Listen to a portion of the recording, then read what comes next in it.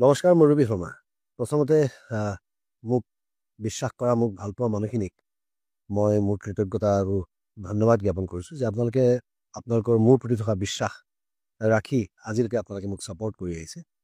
আজি এই ভিডিঅ'টো মই বনাবলগীয়া হ'ল বিশেষকৈ সেইখিনি মানুহৰ কাৰণে যিখিনি মানুহৰ মনত এটা ডাউট হৈছিলে যে মই যিটো কথা কৈছিলোঁ। প্ৰসংগটো আছিলে যে মই কৈছিলোঁ যে জুবিন গাৰ্গ ঢুকোৱাৰ পাছতেই দীঘলী পুখুৰীৰ গছকেইডাল কাটি পেলালে। তো আমি দেখিলোঁ প্ৰায় মই একেবাৰে এনেকৈ আঙুলিৰে গণি আহিব পৰা নাই। গতিকে তাত মই দেখিলোঁ যে প্ৰায় 10ডালমান গছ, যিমান গছ তেওঁলোকে স্থানান্তৰ কৰিছিলে তাৰে 10ডালমান গছ সম্পূৰ্ণৰূপে মৰি গৈছে।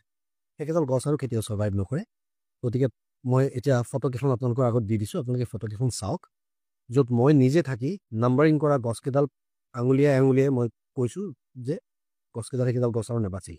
তাৰপৰা আজি মই লাচিত ক্ষেত্ৰলৈ গ'লোঁ, গৈ তাত চাব গ'লোঁ। তাত চাবলৈ গৈ মই দেখিছোঁ এখন গছৰ মৰিশালি, প্ৰায় 25-30ডাল গছ অলৰেডি মৰিছে, বাকী কেইডালৰ অৱস্থা বেয়া।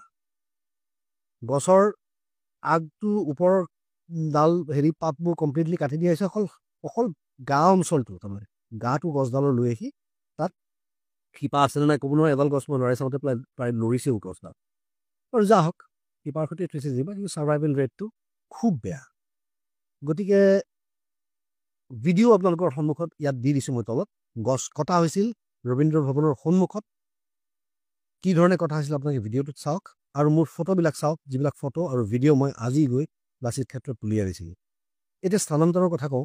এইটো মানে এনেকুৱা কথা হৈছে যে মই যদি কওঁ যে স্থানান্তৰ কৰাৰ নামত ৰিজাৰ্ভ বেংকৰ গোটেইখিনি টকা আনি মোৰ ঘৰত থৈ দিওঁ, সেইটো তেনেকৈ নহ'ব।